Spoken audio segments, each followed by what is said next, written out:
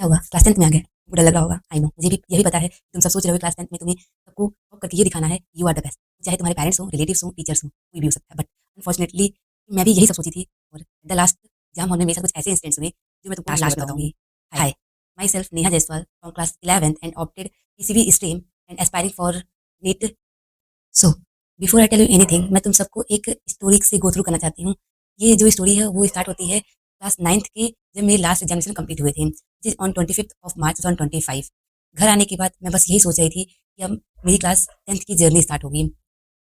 घर पे मैं ये सब सोच रही थी कि मेरी एक एल्डर सिस्टर है जिसने मुझे एडवाइस की कि नेहा, आज हम सबका एग्जाम कंप्लीट हो गया, तुम सबका भी कंप्लीट हो गया, क्यों ना आज हम सब रात में मूवी देखें। तो यहाँ पर डिसीजन बन गया कि मेरी दीदी जस्ट 10th अपनी पास की थी, उसके बाद पास आउट हुई थी। तो उसके बाद हम लोगों ने सोचा ठीक है आज रात में देखते हैं। बट मेरे हम लोग मूवी देख रहे थे, but back of the mind मेरे दिमाग में ये भी चल रहा था कि क्लास 10th की प्रिपरेशन अब जल्दी स्टार्ट करनी है so that I can complete my syllabus. तो मैंने नेक्स्ट डे ही अपनी जो प्रिपरेशन थी स्टार्ट कर दी। दीदी की बुक थी, मैंने स्टार्ट कर दी। तो उसके बाद मेरा जो सिलेबस था इतनी अर्ली स्टार्ट होने का मतलब, मुझे बाद में पता चला कि मेरा जो सिलेबस था वो starting of first week of September complete हो गया था। आई नो कुछ ज़्यादा अर्ली हो गया था, बट तुम सबको एक स्क्रीन शॉट दिख रही होगी साइड में, जो मैंने पूरी क्लास 10th की जर्नी में पढ़ी है। और आई नो ये तुमको थोड़ा ज़्यादा ज़्यादा लग रहा होगा, बट डोंट वरी, तुम सबको कुछ ऐसे बताऊंगी इतनी बुक्स पढ़ने के बाद। इतनी ज़्यादा स्ट्रेटजी मैं तुम सबको बता दूंगी कि तुम सब केवल एनसीईआरटी से ही अपना 95% या फिर कोई डिजायर्ड परसेंटेज होंगी, तो सबको तुम सब उसको अचीव कर लोगे। तो चाहे एक एवरेज स्टूडेंट रहे या फिर कोई टॉपर स्टूडेंट रहे, वो कैन अचीव सिंपली। ओके, सो इतनी सारी जो बुक तुमने देखी है, इन सबको पढ़ने का फ़ायदा क्या हुआ मुझे कि मुझे पेपर से एक दिन पहले ये पता था कि एक्चुअल में सीबीएसई कहाँ से किस क्वेश्चन से पेपर बनाने वाली है। और 90% of the paper when I receive my question paper in exam hall was from the probability that I made. I know you can't believe, but तुम सबको कुछ स्क्रीनशॉट दिख रहे होंगे, ये जो मैंने मतलब कि अपने शॉर्ट नोट्स में इंक्लूड किए थे, और वही सेम वहाँ से क्वेश्चंस बने थे पेपर में। इवन दो मेरे पास ऐसी स्ट्रेटजीज थी कि मैंने कुछ पीवाईक्यूज किए थे, और उस पीवाईक्यूज को मैंने जब एनालाइज किए थे सारे, तो उसमें से मोस्ट ऑफ द जो क्वेश्चंस थे वो पीवाईक्यूज ही आए थे, वही सेम मैंने उसका स्क्रीनशॉट रखी थी, और तुम सबको सब दिख रहा होगा स्क्रीन पर। और वही डायरेक्ट मेरे पेपर में आए थे। बट चलो मैथ्स के पेपर में बस मेरे साथ कुछ ट्रेजेडी हो जाती है, हो गई थी। तो डोंट वरी, मेरे साथ इतना कुछ हुआ, but I will make your journey so simple, believe me. तो इसके अलावा ये हमारे वीडियो का टॉपिक बिल्कुल नहीं है, तो इसको यहीं पे छोड़ते हैं। मैं तुम सबको ये क्या हुआ जब मैंने अपनी प्रिपरेशन नेक्स्ट डे से स्टार्ट कर दी, तो इतना ज़्यादा जोश आता है स्टार्टिंग में कि हाँ मुझे टॉप करना है, यही जोश मेरे अंदर भी था। और जब मैंने सिलेबस स्टार्ट किया था अपना, तो मैंने मतलब कितना ज़्यादा हाई जोश था कि मैं रात में 3-3 दिन तक बिना सोए पढ़ लेती थी। मतलब टॉप करना था कि हाँ टीचर्स को शो करना था। ऑल्दो मैं एक डिवोटेड स्टूडेंट थी अपने स्कूल में, मुझे किसी को अपना इंट्रोडक्शन कभी टीचर्स को देना नहीं पड़ा था जल्दी, क्योंकि वो सब मुझे जानते थे। और कहते हैं ना किसी की लाइफ में कुछ ट्रेजेडी ज़रूर हो जाती है, सेम मेरे साथ थी कि मुझे सभी टीचर्स, कंडक्टर्स, ड्राइवर बहुत ज़्यादा मतलब कि मैं बहुत इंटरमिनल रहती थी, तो सब लोग मुझसे थोड़ा-सा बहुत अपनी बातें शेयर कर दिया करते थे। और उसके अलावा मैं डेडिकेटेड स्टूडेंट भी थी। बट क्या हुआ कि अनफॉर्चुनेटली जो मेरे स्कूल की प्रिंसिपल मैम थी, वो मुझे बिल्कुल लाइक नहीं करती थी। इसका रीज़न यही था कि हमारे स्कूल्स में कुछ पॉलिसीज़ लाई गई थी, जो पॉलिसीज़ स्टूडेंट्स के फेवर में नहीं थी, और मैं उसके अगेंस्ट हो रही थी।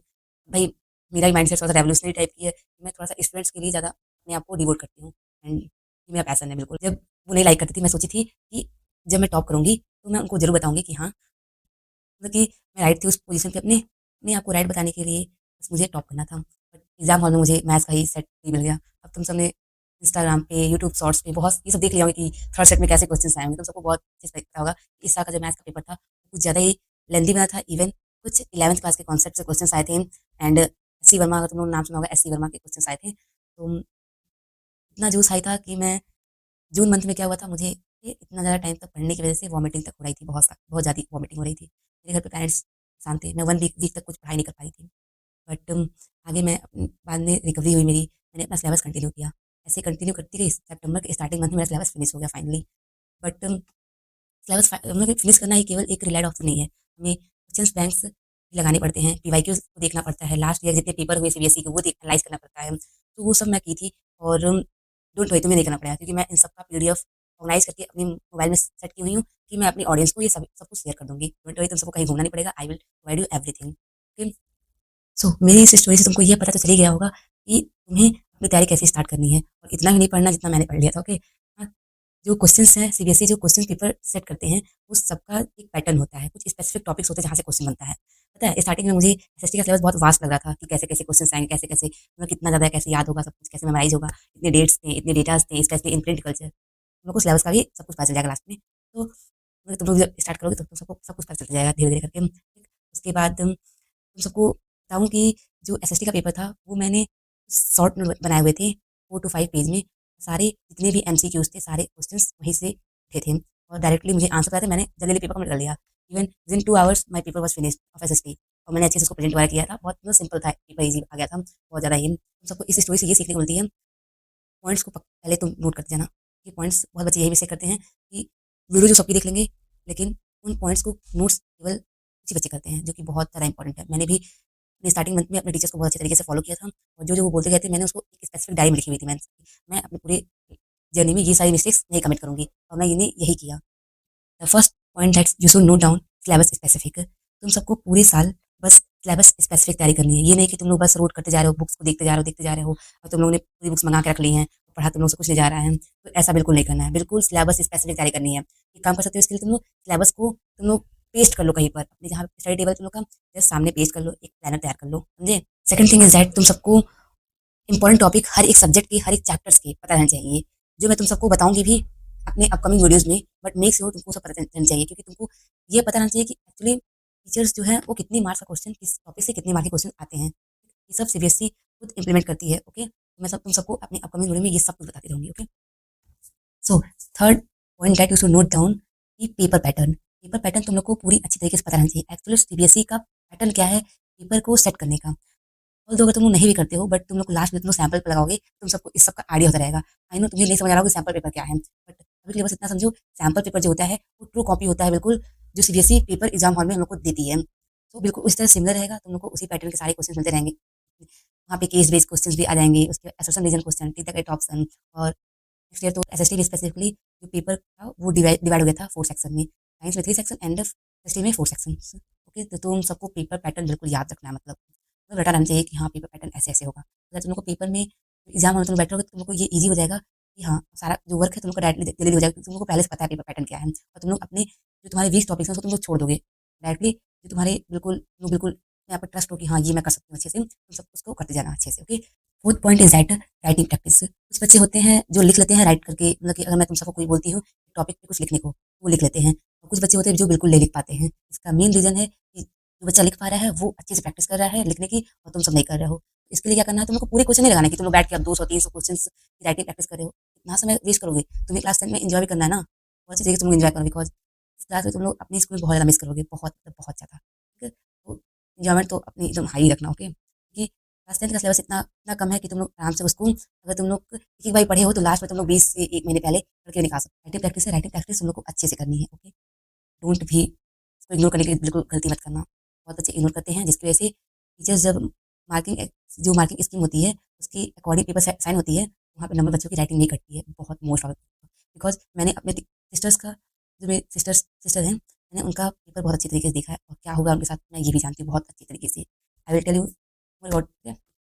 सो fifth things is that trust your teacher. कुछ बच्चे होते हैं जो अपने टीचर पे बिल्कुल ट्रस्ट नहीं करते हैं। वो इधर-उधर बस आधे ईयर तो यही अपना निकाल देते हैं आधे ईयर कि उनको टीचर नहीं मिल पाते हैं अच्छे पढ़ाने के लिए, उनकी वाइब नहीं मैच करती है। तुम्हारे टीचर्स से तुम्हारी वाइब बिल्कुल अच्छी तरीके से मैच होनी चाहिए। फॉर एग्ज़ाम्पल अगर तुमने क्लास 9 में जिस टीचर्स को फॉलो किया है, follow those teacher in class 10th also. ठीक है? कहीं भी डिस्ट्रैक्ट मत होना।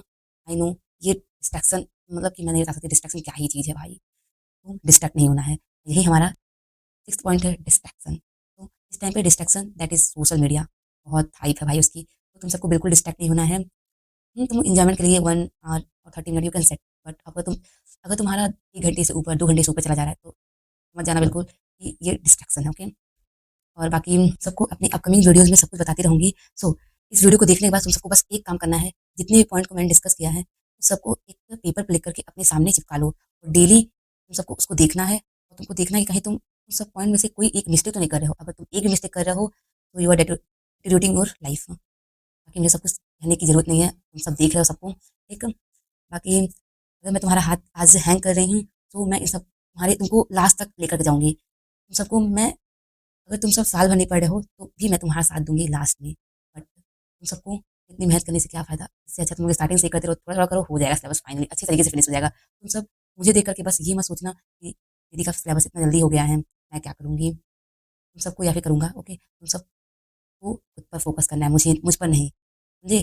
कुछ लोग होते हैं कि दूसरों को देखकर खुद को सोचते हैं, नहीं यार मैं अच्छा नहीं कर पा रहा हूँ, दीदी का सिलेबस इतना जल्दी फिनिश हो गया, भैया का सिलेबस इतना जल्दी फिनिश हो गया, मैं क्या करूँगी? तुम सबको ये सब बिल्कुल सोचने की ज़रूरत नहीं है। बस एक प्लानर के साथ तुम अपने टाइम को सेट करो और अपने अकॉर्डिंग टू रूटीन, तुम्हारा रूटीन होता है डेली का, उसके अकॉर्डिंग अपने सिलेबस को फिनिश करना स्टार्ट करो। टाइम से सिलेबस हो जाएगा, रिवीजन पे मोस्ट फोकस करना है तुमको, समझे ना? बहुत ज़्यादा तुमको रिवीजन करना है क्योंकि सीबीएसई जो पैटर्न सेट करे इस बार पेपर का, वो पेपर मतलब कि एनसीईआरटीज़ की लाइन से क्वेश्चंस आ जाते हैं, तो उसको इग्नोर नहीं करना बिल्कुल। बाकी I will meet you in my next video. Take care, bye bye, take care.